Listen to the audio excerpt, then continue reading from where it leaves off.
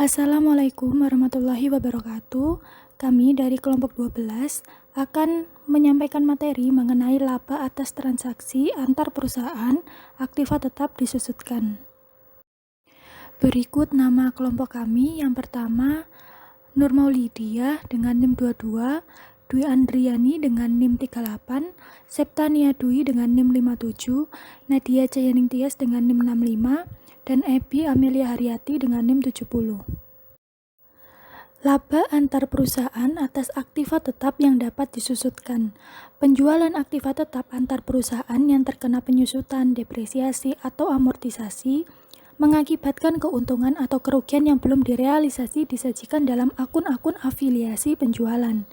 Perusahaan harus mengeliminasi pengaruh keuntungan dan kerugian dari laporan keuangan perusahaan induk dan konsolidasi.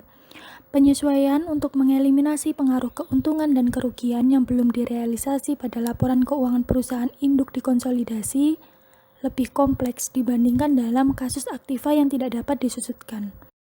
Kompleksitas berasal dari proses penyusutan depresiasi atau amortisasi yang mempengaruhi laba perusahaan induk dan konsolidasi pada setiap tahun di mana aktiva terkait dimiliki oleh perusahaan afiliasi.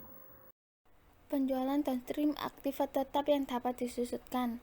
Pengaruh awal keuntungan dan kerugian yang belum direalisasi dari penjualan downstream aktiva yang dapat disusutkan sama dengan aktiva yang tidak dapat disusutkan.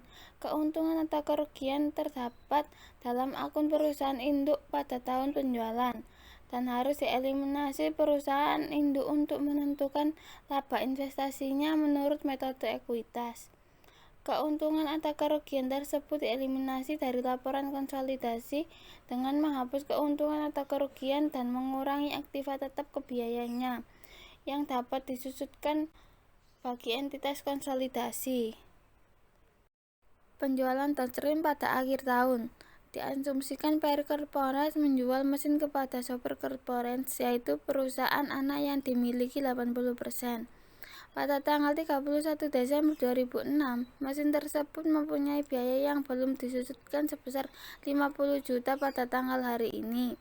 Harga pokok sebesar 90 juta dan akumulasi penyusutan sebesar 40 juta dan dijual kepada sopir dengan harga 80 juta. Ayat jurnal untuk mencatat penjualan dan pembelian pada buku Peri dan sopir adalah sebagai berikut. Pembukuan Peri, kas dan akumulasi penyusutan pada mesin dan keuntungan atas penjualan mesin. Kas sebesar 80 juta, akumulasi penyusutan sebesar 40 juta, mesin sebesar 90 juta, keuntungan atas penjualan mesin sebesar 30 juta. Pembukuan sopir, mesin pada kas, mesin 80 juta, kas 80 juta. Selanjutnya, keuntungan pada buku Peri belum direalisasikan pada tanggal 31 Desember 2006 karena Peri menyesuaikan laba investasinya dalam tahun 2006 berdasarkan metode ekuitas untuk seluruh jumlah laba yang direalisasikan. Contoh jurnalnya adalah laba dari sopir pada investasi dalam sopir sebesar 30 juta. Keuntungan atas mesin seharusnya tidak tampak dalam laporan laba rugi konsolidasi tahun 2006 dan mesin seharusnya masuk dalam neraca konsolidasi sebesar 50 juta, nilai yang dapat disusutkan oleh entitas konsolidasi. Pengaruh ini disesuaikan dengan penyesuaian kertas kerja konsolidasi sebagai berikut. Keuntungan atas penjualan mesin pada mesin sebesar 30 juta. Penjualan downstream pada awal tahun. Jika penjualan Peri pada sopir terjadi pada tanggal 1 Januari 2006, mesin akan disusutkan oleh sopir selama tahun 2006. Setiap penyusutan atas keuntungan yang belum direalisasi akan dipertimbangkan sebagai pengakuan bagian per bagian dari keuntungan selama tahun 2006. Diasumsikan pada tanggal 1 Januari 2006. Tanggal terjadinya penjualan antar perusahaan, mesin mempunyai sisa umur manfaat 5 tahun dan diperkirakan tidak mempunyai nilai sisa pada tanggal 31 Desember 2010. Metode penyusutan yang digunakan adalah metode garis lurus ayat jurnal untuk mencatat penjualan dan pembelian, sama seperti untuk penjualan tanggal 31 Desember. Tapi sopir juga mencatat beban penyusutan sebesar 16 juta untuk tahun 2006, 80 juta bagi 5 tahun. Selanjutnya, dari penyusutan 16 juta ini, 10 juta berdasarkan nilai mesin menurut entitas konsolidasi, 50 juta dibagi 5 tahun, dan 6 juta berdasarkan 30 juta keuntungan yang belum direalisasi. 30 juta dibagi 5 tahun jumlah 6 juta. Dianggap sebagai pengakuan bagian per bagian 1/5 dari 30 juta keuntungan yang belum direalisasikan atas transaksi antar perusahaan. Pada dasarnya, hal ini setara dengan penjualan 1/5 sisa jasa yang ada pada mesin tersebut kepada entitas lain. Dalam mengeliminasi pengaruh penjualan antar perusahaan dari investasi Perry dalam sopir untuk tahun 2006, Perry membuat ayat jurnal sebagai berikut. Laba dari sopir sebesar 30 juta, investasi dalam sopir 30 juta. Investasi dalam sopir pada laba dari sopir sebesar 6 juta.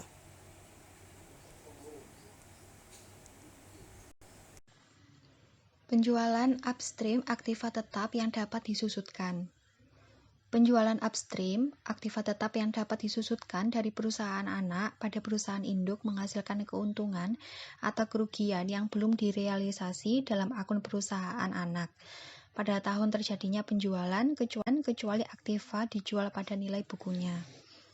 Dalam menghitung laba investasi pada tahun penjualan, perusahaan induk menyesuaikan bagiannya atas laba yang dilaporkan perusahaan anak sebesar 1. Bagiannya dari setiap keuntungan atas penjualan yang belum direalisasi. 2. Bagiannya dari setiap pengakuan bagian per bagian atas keuntungan yang belum direalisasi melalui proses penyusutan. Pengaruh penjualan upstream pada buku terpisah perusahaan afiliasi. Pengaruh keuntungan atas penjualan upstream diilustrasikan pada contoh berikut ini. Pruitt Corp membeli sebuah truk dari Scott Corp, perusahaan anak yang dimiliki 80% oleh Pruitt. Pada tanggal 1 Januari 2006, informasinya sebagai berikut. Laba bersih yang dilaporkan Scott untuk tahun 2006 yaitu 50 juta rupiah. Masa manfaat truk per 1 Januari 2006 yaitu 3 tahun. Metode penyusutan garis lurus. Nilai tukar tambah truk per 31 Desember 2008 yaitu 3 juta rupiah.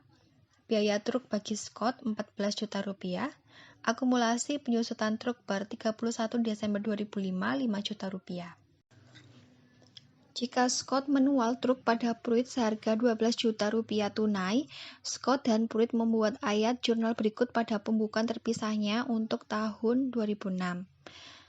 Pembukuan Scott 1 Januari 2006, penjualan truk kas 12 juta, akumulasi penyusutan 5 juta, pada truk 14 juta, keuntungan atas penjualan truk 3 juta, untuk mencatat penjualan truk.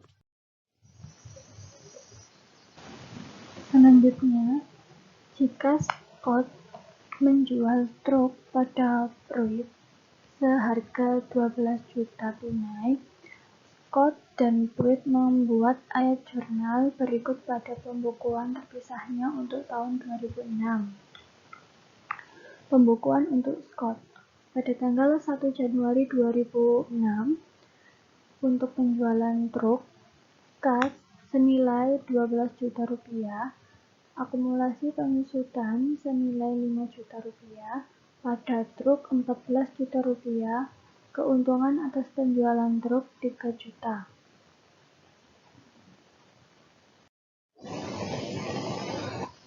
Selanjutnya, untuk pembukuan Pruitt pada tanggal 1 Januari 2006, pembelian truk, jurnalnya truk senilai 12 juta rupiah pada kas, 12 juta rupiah. Pada tanggal 31 Desember 2006, tercatat beban penyusutan, maka jurnalnya beban penyusutan senilai 3 juta rupiah pada akumulasi penyusutan senilai 3 juta rupiah.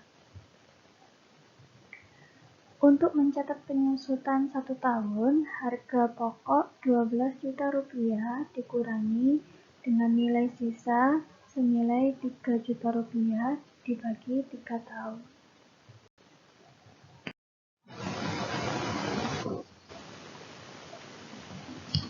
Selanjutnya, pada tanggal 31 Desember 2006, tercatat laba investasi. Jurnalnya investasi dalam Scott senilai Rp38.400.000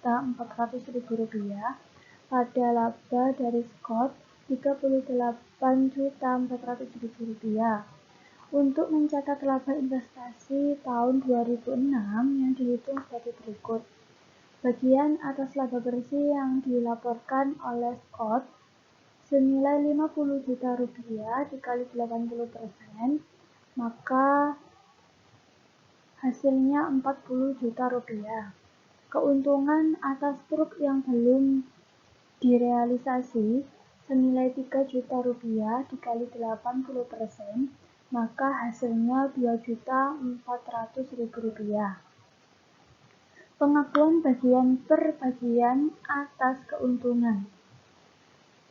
Keuntungan senilai Rp3 juta dibagi 3 tahun dikali 80%, maka hasilnya Rp800.000.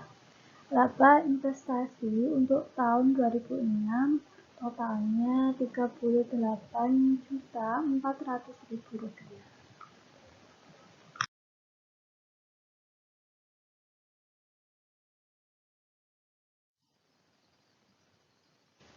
Baik, itulah tadi presentasi dari kelompok 12 tentang laba atas transaksi antar perusahaan, aktiva tetap disusutkan.